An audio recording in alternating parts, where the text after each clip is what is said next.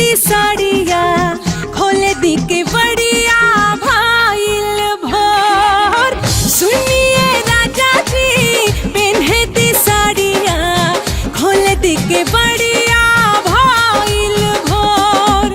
सासू चाल करा तारी ननद कान भरा तारी, सासू चाल करा तारी ननद कान भरा तारी।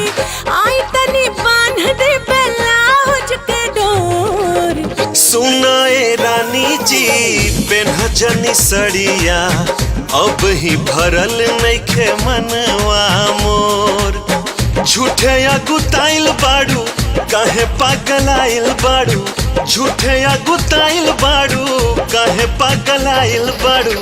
भोरे भोरे रोज होला यही तरह सोर। सुनिए राजा जी पेन्हे दी साड़िया खोले दी के बढ़िया भाईल भोर। नाना ये रानी जी पेन्ह जनी सड़िया अब ही भरल नइखे मनवा मोर।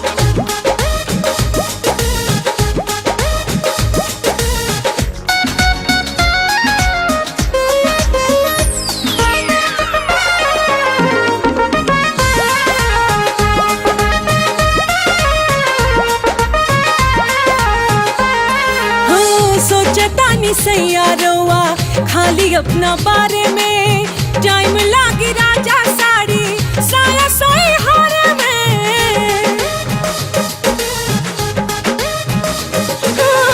सोचतानी सैयारवा खाली अपना बारे में, टाइम लागी राजा साड़ी साया सोई हारे में। हाँ ढेर जनी सोचा सुतल रहा अखबारी में, लागल बा किल्ली लागल रहे दो केवाड़ी में, केवाड़ी में। फिर उन्नो रात होई अखिए से बात होई, मन भर चूमे मरवा गाल गोर गोर। नाए दिल जानी जी पेन्ह जनी सड़िया अब ही भरल नइखे मनवा मोर। ला ला ला ला ला आहा हा हा हा ला ला ला ला ला ला ला ला ला।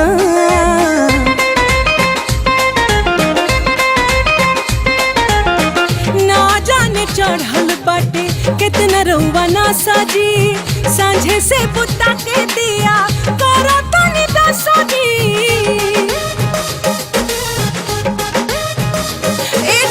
ना जाने चढ़ल बाटे कितना रउआ ना साजी, सांझे से बुता के दिया करो दानी दसा जी।